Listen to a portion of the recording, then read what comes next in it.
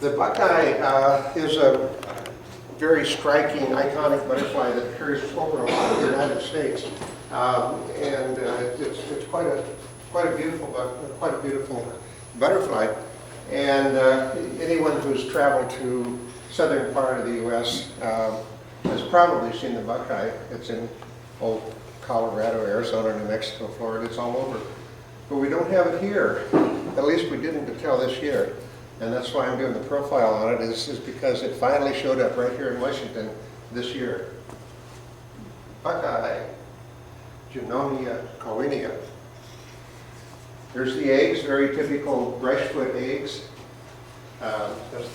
They have these nice vertical striations, and the little core where the fertilization goes in is right in the center at the top there. Here's the first instar. Like many of the brushfoot type first instar larvae, it has proportionately very long hairs and a nice shiny black cap. The hairs originate at these little dome-shaped bullae that are all over the body. By the second instar, the little hairs now grow out of these little projections that stick us out of the same positions, but now there's multiple hairs that branch from those center points. It's really easy to tell the first instar from the second instar. Again, just single hairs, and then by second instar you start getting the branching. Third instar, we're starting to get the semblance of a stripe starting to form along the side, another stripe along the top. Hairs and spines are getting a little bit longer. And here's the fourth instar. This is almost grown. Now it's starting to get a nice handsome white stripe along the side and these yellow spots. And then we finally get to our final instar larva. Quite a handsome larva. These butterflies feed on snapdragons and quite a number of other natural plants. Of course, they're usually not found here in Washington, so I'm not sure what they would use here. John, would you have any ideas what they might use here? Anything they want. Anything? Plantains, linum, toe flax. There's a bastard toe flax. Can I say bastard? You just did. Illegitimate, is better. I know they use quite a few plants in the wild, but of course they're just arriving here. One of these was found over at Twin Lakes, which is over in, what's the county? Lincoln County. Sorry? Lincoln. County, yeah. And that was the first one. And then not long after, about another week or two later, another one was found down the Columbia River at Tri-Cities in one of the islands that's in the river. So this year, we've never had them before in Washington. This year, there's been 2 sightings. So global warming at work. Here's the pupa, tied up with a bit of silk up here on one of the leaves. Kind of a, dare I say, ugly pupa, but it's pupa. And here's what the adult butterfly looks like, freshly emerged butterfly. On the ventral side, it looks very different. You don't see those big owly spots. It has this pink coloration or reddish coloration and some evidence of banding. And of course, dorsally has these magnificent big bullseye spots.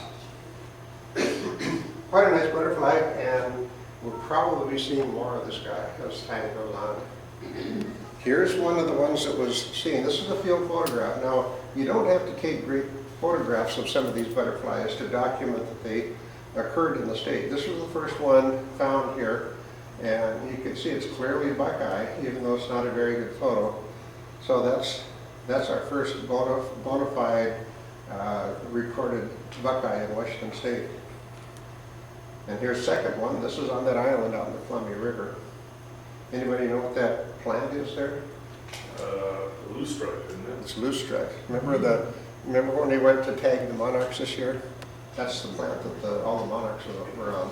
It's an invasive weed we're trying to wipe out. That's right. It's an invasive weed. And yet it's used by quite a few different butterflies as a nectar source.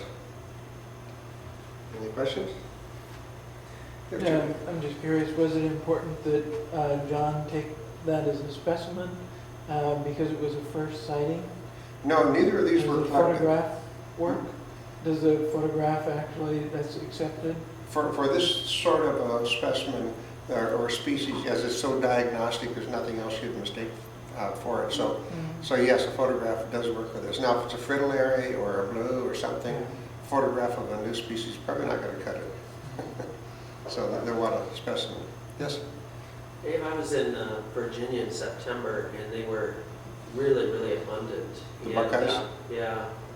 And I've been there a few times, the same area, and I've seen them, but this year the numbers were really high, and I was wondering if you know anything about why their populations surge from year to year. Thank you. I can speak to that here.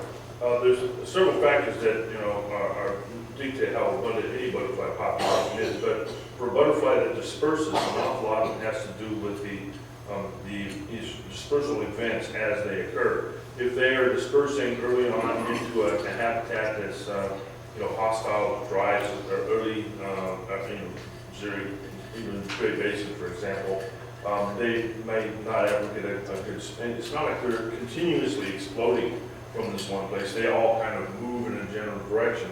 So failure in the first brood, will lead to a general failure. Now, to reduce that argument a little bit and talk about how these get here in the Northwest, they're coming probably from Northern California, all right? They don't have a widely established range in Nevada or Eastern California. So they expand from Northern California into Eastern Oregon and Western Oregon, and then find kind of a flyway all the way up into Washington. And that is what's significant, that the populations in Northern California are so abundant. That has been monitored. They are more abundant in Northern California than they have been traditionally. So that's where we'll get this. They're found more commonly in Oregon.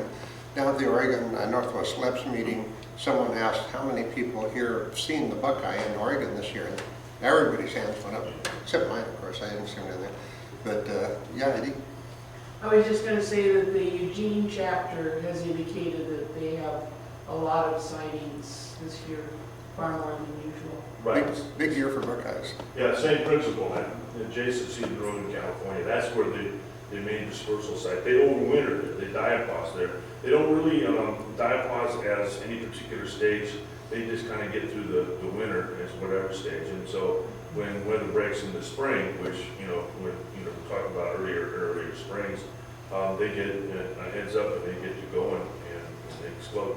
The first record in Oregon this year was in May. That is extraordinary because all the records previous to that had been in, I guess it was one in late June, but predominantly July and August. We We had kind of a stinky year this year for butterflies. The early season, well, it got real dry in the shrub steppe, and we didn't have much butterfly population. In the mountains, it was much better. They didn't get so dry there. But in the late season, we had some interesting things. As you know from our monarch tagging expedition, there were a lot of monarchs this year, much more than normal in eastern Washington. The Mormon meadowlarks had a bumper year this year in eastern Washington. There were lots of them. And there was there was another species that did real well in the late season. But anyway, these species like the Buckeye are starting to come in. Last year there was another emigrant that came in that hadn't been seen before. That's the variegated fritillary, Etoidia claudia, and I think there were 2 sightings of that last year right there. So we're starting to get these things in the state that have never been here before. Richard? Where do they see the Buckeyes most in Oregon? Is it eastern Oregon? And is it high desert and all of that, or where do they have them? Yeah. Yes. I think it's kind of, they had them all over Oregon this year, I think. They have them in the Willamette Valley and all of that? No, the historic records are primarily east of the Cascades and in southwestern Oregon, but this year they had records even from the Willamette Valley. So Yeah, this was an unusual year. they had them on the west side too this year. That was quite a year for them. So would we expect, as we see more of them, that it would be more a Columbia Basin kind of butterfly, or are they? Probably, but you know, they're still we're way out on the far edge of their range, so it takes a kind of a special year for them to show up. And as the climate gets warmer, we'll see them more often. But we could go for years now without having another one, or we might start seeing them every year. We don't know. There's always the hope that some butterflies will make it into the Puget Trough, where winters are very mild. And things like the Sackle skipper, Adelophones campestris, and the Buckeye, because these are butterflies that could endure our otherwise moldy weather, and because the winters are so mild, they would find enduring no diapods no problem here. So we could have Buckeyes actually as a butterfly in Seattle, which would increase our butterfly flying in Seattle like 20%. Would they be able to overwinter here, or not? Sure.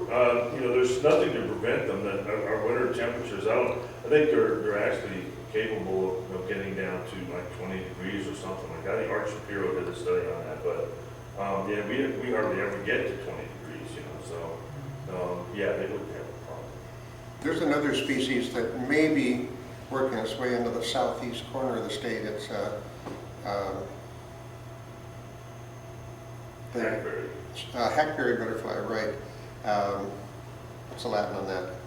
Astrocampus. Astrocampus, yeah. Celtus or Celtus. And that's been maybe glimpsed about 3 different times. People are reporting it as a maybe or a probable, but they're butterflies that go flitting by, and it could be one of several things. So we don't have a confirmed record yet. Same with Northeast Oregon. So keep your eyes open. There's some neat things happening out there. Yes. A few years ago, volunteer pilot found a new butterfly in Lane. I don't remember what it was. Skipperling. Has that taken a hold? Has that been seen? Oh yeah, it's all over Whatcom County, but we keep hoping it'll come south. Apparently, we're too moldy for it here. I don't know. It hasn't gotten here yet. Yeah, I don't know. It was, you see, I don't Maybe know. like a little wind and snow. That Look, looks- we don't have ringlets in Skagit or Whatcom County. You tell me why. I don't know.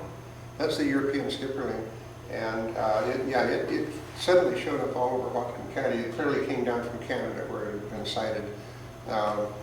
And it's moved into some of our wild grasses here. It was kind of notoriously spread in farm species of grasses, but now it's in this real tall Canary grass. reed canary grass, which is all over the place. The highway department in past years planted it all along the freeways, and it's tall grass, big stuff, and they're using that. So there's a good chance it's going to show up down here one of these days.